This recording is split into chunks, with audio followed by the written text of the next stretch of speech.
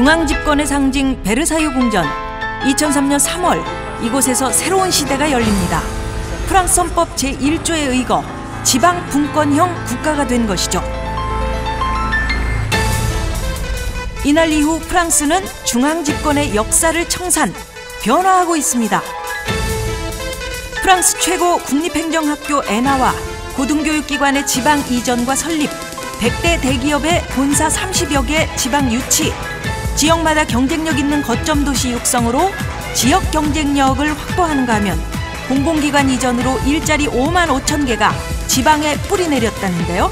이렇듯 지역이 살아나면서 지방 인구도 점차 증가하고 있답니다.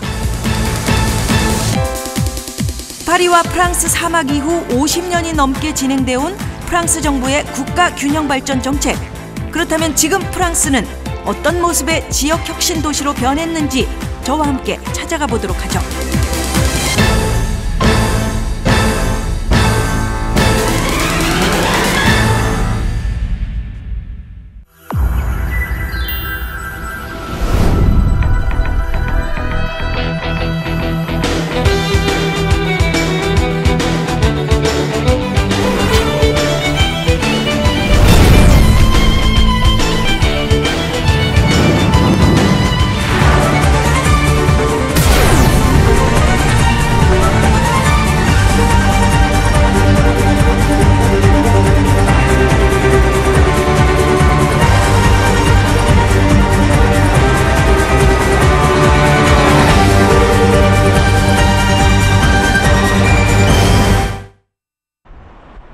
세계인이 동경하는 예술과 낭만의 도시 파리.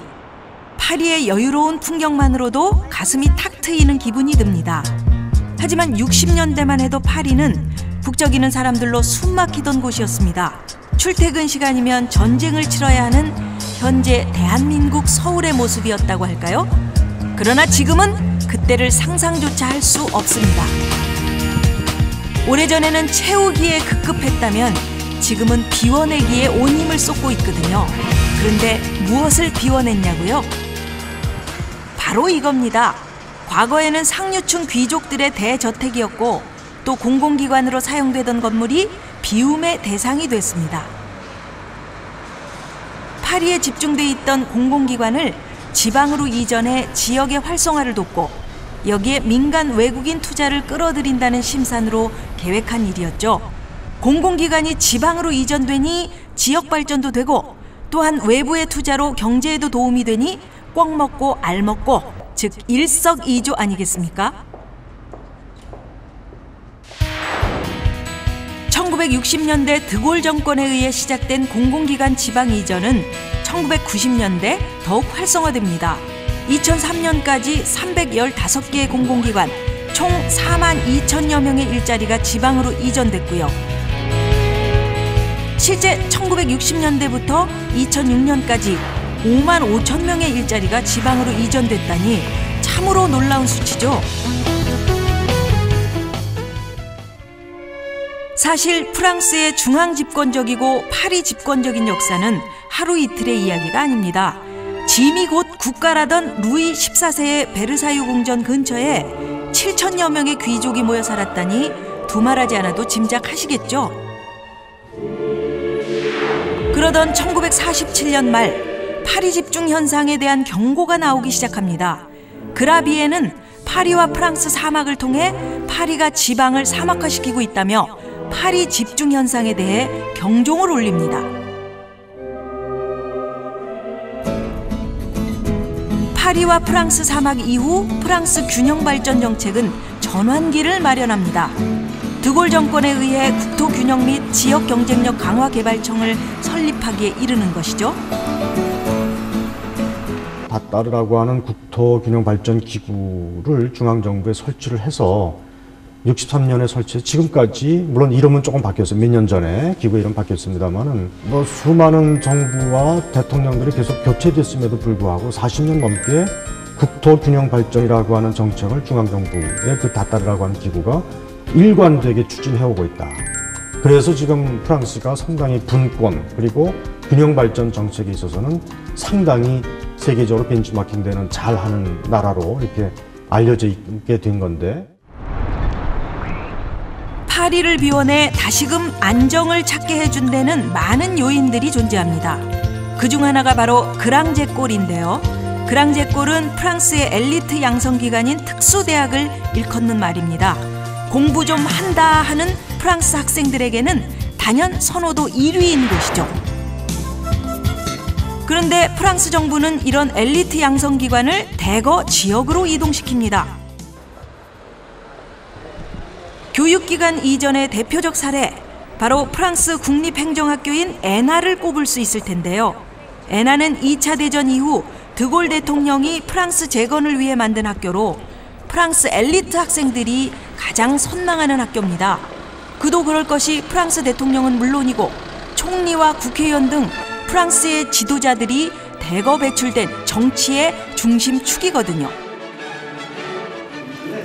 최고 권력자들의 산실이라고 해도 과언이 아닌 곳이죠. 그러나 에나도 91년 중앙행정기관의 지방 이전에서 예외가 될 수는 없었습니다. 지방의 사막화를 막고 지역을 발전시키는 좋은 본보기로 에나가 선택됐거든요.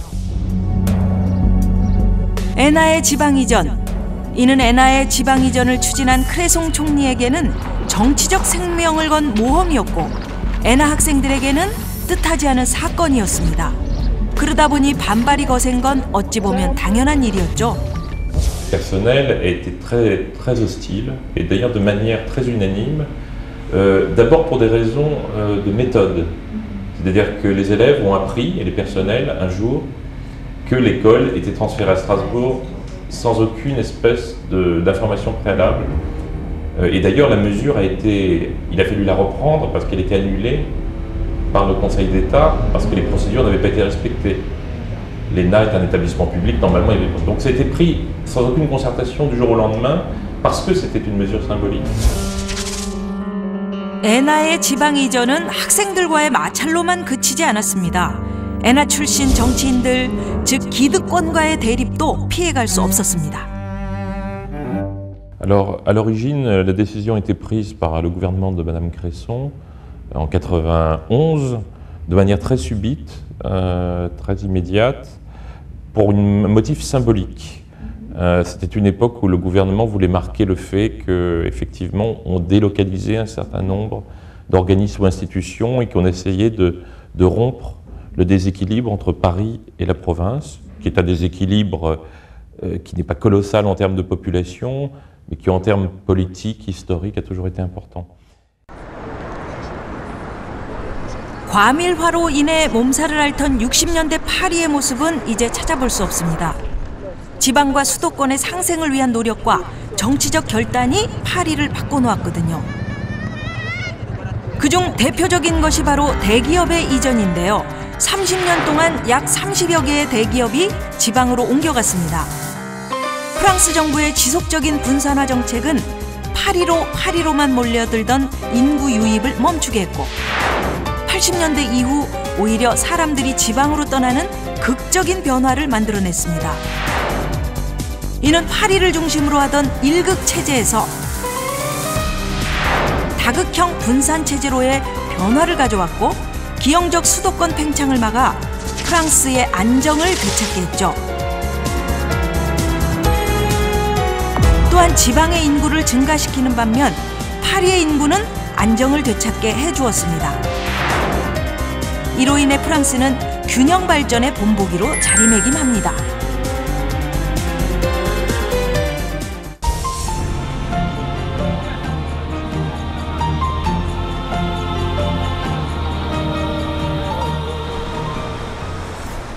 프랑스 남동부 지중해의 쪽빛바다를 낀 휴양지, 이곳이 바로 소피아 앙티폴리스입니다.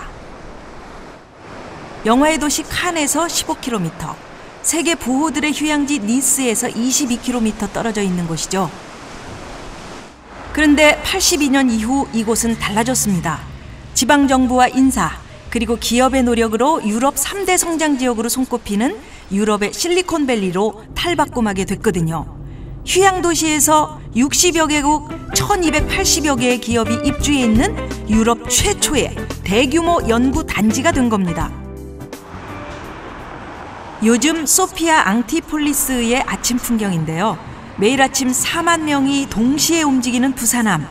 사실 과거에는 생각지도 못한 일이었습니다. C'est vrai qu'au départ, il y avait une cinquantaine de personnes donc pour lancer l'opération. Ce projet, cette utopie, comme disait Pierre Lafitte. Et actuellement, nous en sommes à 1500 entreprises et 30 000 salariés. Il faut également ajouter les 10 000 étudiants qui sont à Sophia Antipolis.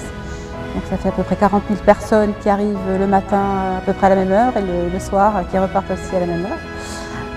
Voilà.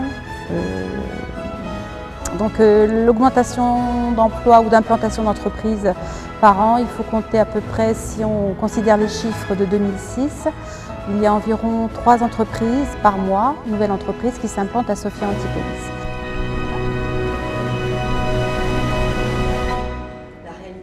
다양한 회사가 한 곳에 몰려 있다 보니 보다 활발한 정보 교환과 교류가 필요한 건 당연한 일이겠죠. 그런데 관광이 유일한 산업이었던 도시가 세계 10대 성장 지역이 될 수 있었던 건 한 개인의 유토피아적 착상에서부터 시작된 일이라고 합니다. Pour moi, M. Lafitte est un personnage historique pour la France parce qu'il il a vraiment créé une technopole en France, et il a créé cette technopole ici, c'est-à-dire beaucoup de kilomètres au dehors du Paris. Et ça, c'est à mon avis quelque chose de vraiment très très impressionnant. Et je pense que Sophia Antipolis n'existait pas sans Pierre Lafitte. Ça, c'est clair pour moi. Nous, on a évidemment parlé avec Pierre Lafitte avant de s'installer ici. Et effectivement, on a, comment on peut dire, ça nous a plu la vision de Pierre Lafitte sur le parc Sophia Antipolis. 소피아 앙티폴리스 출신으로 국립공과대학 부총장이었던 라피테는 1968년 과학, 문화, 도시가 어우러진 새로운 개념의 신도시 건설을 제안합니다. 그리고 이듬해부터 본격적으로 혁신도시의 틀을 잡아가는데요. 초창기 10년 동안 입주를 희망하는 기업이 없었습니다. 하지만 1980년대 이후 지방을 지원하는 법이 개정되면서 도시는 변화를 시작합니다.